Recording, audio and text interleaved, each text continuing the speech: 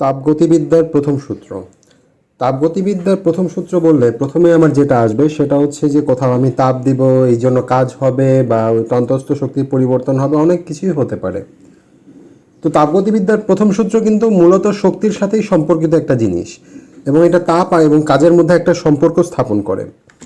তো আমি যদি দেখি যে এটা তাপগতিবিদ্যার প্রথম সূত্র বেসিক্যালি যেটা বলে সেটা হচ্ছে যে সিস্টেমে তাপশক্তি সরবরাহ করা হবে, এবং সরবরাহ করা হলে তার কিছু অংশ সিস্টেমের অভ্যন্তরীণ শক্তি বৃদ্ধি করবে, এবং বাকি অংশ দ্বারা সিস্টেম পরিবেশের উপরে কাজ সম্পাদন করবে।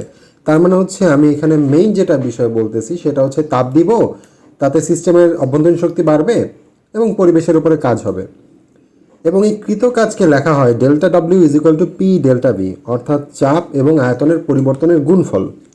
তাহলে তাপগতিবিদ্যার প্রথম সূত্রটার গাণিতিক রূপ যেটা হবে সেটা হচ্ছে delta Q is equal to delta U plus delta W, যেটাকে লেখা যায় del U plus P delta V. So এটাকে যদি আমি ডিফারেন্সিয়াল অপারেটর বা ছোট্ট একটা অংশের জন্য হিসেব করি তাহলে ডি কিউ সমান সমান D U plus P D V. এখন এখানে একটা ছোট্ট একটা টেবিল বা একটা তোমাদের চার্ট দিয়ে দেওয়া আছে এখানে, যে এই টেবিলটা স্পেশালি তোমাদের খুব ভালো করে বুঝতে হবে।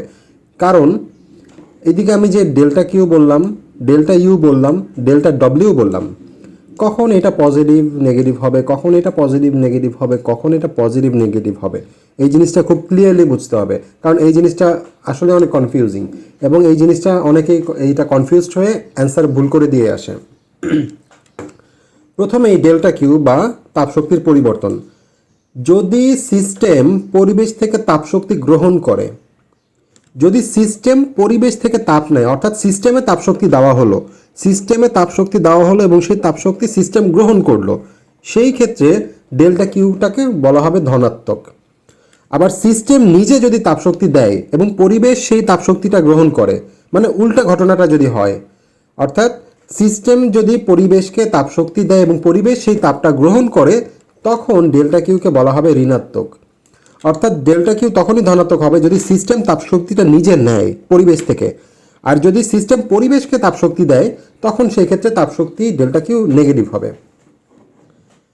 আবার অভ্যন্তরীণ শক্তি ডেল্টা ইউ পজিটিভ হবে কখন, যখন আমার ডেল্টা ইউ বৃদ্ধি পাবে। সিস্টেমের অভ্যন্তরীণ শক্তি বাড়লে ডেল্টা ইউ ধনাত্মক হবে, আর সিস্টেমের অভ্যন্তরীণ শক্তি যদি হ্রাস পায় সেক্ষেত্রে ডেল্টা ইউ ঋণাত্মক হবে। আবার ডেল্টা ডব্লিউ কৃত কাজ কখন ধনাত্মক হবে, যখন সিস্টেম নিজে পরিবেশের উপরে কাজ করবে। অর্থাৎ সিস্টেম পরিবেশের উপরে যদি কাজ করে তাহলে সেই ক্ষেত্রে ডেল্টা ডব্লিউ ধনাত্মক হবে। মানে বিষয়টা হচ্ছে এরকম যে সিস্টেম পরিবেশ থেকে তাপশক্তি নিয়ে সে নিজেই পরিবেশের উপরে কাজ করবে, তাহলে দুইটাই ধনাত্মক। আবার যদি পরিবেশ যদি সিস্টেমের উপরে কাজ করে সেই ক্ষেত্রে ডেল্টা ডব্লিউ ঋণাত্মক। মানে হচ্ছে পরিবেশ সিস্টেম থেকে তাপশক্তিটা নিয়ে সিস্টেমের ওপরে কাজ করবে, অর্থাৎ অপোজিট ঘটনা। এই ক্ষেত্রে আবার delta Q negative, delta W negative. তার মানে মূল বিষয় হচ্ছে সিস্টেম তাপশক্তি গ্রহণ করলে সেটা ধনাত্মক, আর সিস্টেম তাপশক্তি ছেড়ে দিলে সেটা ঋণাত্মক। সিস্টেম পরিবেশের উপরে কাজ করলে সেটা ধনাত্মক, পরিবেশ সিস্টেমের উপরে কাজ করলে সেটা ঋণাত্মক। তো এই হচ্ছে আমার তাপগতিবিদ্যার প্রথম সূত্র এবং আমার যে টার্মগুলো আছে তাদের মধ্যে সম্পর্ক। ঢাকা বিশ্ববিদ্যালয়ে ভর্তি পরীক্ষা উপযোগী কিছু এমসিকিউ এখন দেখা যাক। প্রথমে যেটা দেওয়া আছে যে সিস্টেম পরিবেশ থেকে 800 জুল তাপ শোষণ করবে, তার মানে সিস্টেম কিন্তু তাপ শোষণ করেছে, তার মানে এটা ডেল্টা কিউটা পজিটিভ হচ্ছে। অন্তস্থ শক্তি বৃদ্ধি পাচ্ছে, তার মানে ডেল্টা ইউ যেটা সেটাও পজিটিভ হয়েছে। তো সিস্টেমের কৃত কাজ কত? আমি জানি ডেল্টা কিউ সমান সমান delta U plus delta W. এখান থেকে ডেল ডব্লিউ যদি সেপারেট করি তাহলে পাবো del Q minus del U. Value দুটো আমি বসিয়ে দিব, 800 বিয়োগ 300, মানে delta Q positive delta U negative, কিন্তু মাঝখানে নেগেটিভ সাইন থাকার কারণে বিয়োগ হয়ে গেছে, এবং সেখান থেকে আমি পেলাম 500 জুল। নেক্সট প্রবলেমে বলেছে যে সিস্টেমের উপরে কৃত কাজ 200 জুল হলে অন্তস্থ শক্তির পরিবর্তন কত হবে। এটা অবশ্যই ইম্পর্টেন্ট জিনিস, সেটা হচ্ছে রুদ্ধতাপীয় সংকোচন। রুদ্ধতাপীয় সংকোচনে ডেল্টা কিউ 0 হবে, কারণ আমরা জানি যে রুদ্ধতাপের ক্ষেত্রে তাপশক্তির পরিবর্তন শূন্য হয়। তাহলে কৃত কাজ সিস্টেমের উপরে কৃত কাজ, তার মানে পরিবেশ সিস্টেমের উপরে কাজ করেছে। আবারও বলছি, সিস্টেম কাজ করে নাই, সিস্টেমের উপরে কাজ করা হয়েছে 200 জুল, তার মানে এটাকে নেগেটিভ 200 ধরা হবে। So del U plus del W equal to 0, so delta U is equal to minus delta W minus 200 ধরলে আমার অভ্যন্তরীণ শক্তি এটা 200 জুল আমি পেয়ে গেলাম। নেক্সট প্রবলেমে বলা হয়েছে আদর্শ চাপে গ্যাসকে উত্তপ্ত করলে আয়তন বৃদ্ধি হয় delta V equal to 60 decimetre cube. কৃতকাজ কত হবে?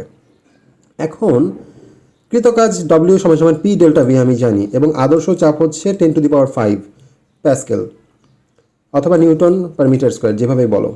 তো এই আমার যে আদর্শ চাপ, এই চাপকে আমি আমার আয়তন বৃদ্ধি বা আয়তনের পরিবর্তন দিয়ে গুণ করব, এবং এটা ডেসিমিটার কিউবকে মিটার কিউবে নিলে 10⁻³ দিয়ে মাল্টিপ্লাই করতে হয়েছে। তাহলে 60 ইন্টু 100, তাহলে পাবো 6000 জুল। নেক্সট প্রবলেমে বলা হয়েছে সিস্টেম পরিবেশের উপরে 1200 জুল তাপ বর্জন করে। তার মানে সিস্টেম পরিবেশের উপরে তাপ বর্জন করে, তার মানে এটা হবে নেগেটিভ, কারণ সিস্টেম তাপ গ্রহণ করলে পজিটিভ, তাপ বর্জন করলে নেগেটিভ। এবং অন্তঃস্থ শক্তি 400 জুল হ্রাস পায়, যেহেতু হ্রাস পেয়েছে তার মানে এটাও নেগেটিভ। কৃতকাজ কত? তো কৃতকাজ delta W is equal to delta Q minus delta U. Delta Q এর ভ্যালু -1200 এবং ডেল্টা ইউ এর ভ্যালু -400 বসিয়ে দিব, তাহলে আমার কৃতকাজ হবে -800 জুল। তার মানে -800 জুল হওয়ার অর্থ হচ্ছে সিস্টেম মানে পরিবেশ সিস্টেমের উপরে 800 জুল কাজ করবে, কারণ সিস্টেমের জন্য আমি এদিকে ঋণাত্মক কাজ পাচ্ছি, এবং পরিবেশ সিস্টেমের উপরে 800 জুল কাজ সম্পাদন করবে। আশা করি আজকে যা বোঝানো হয়েছে সবাই বুঝতে পেরেছ। সবাইকে অসংখ্য ধন্যবাদ।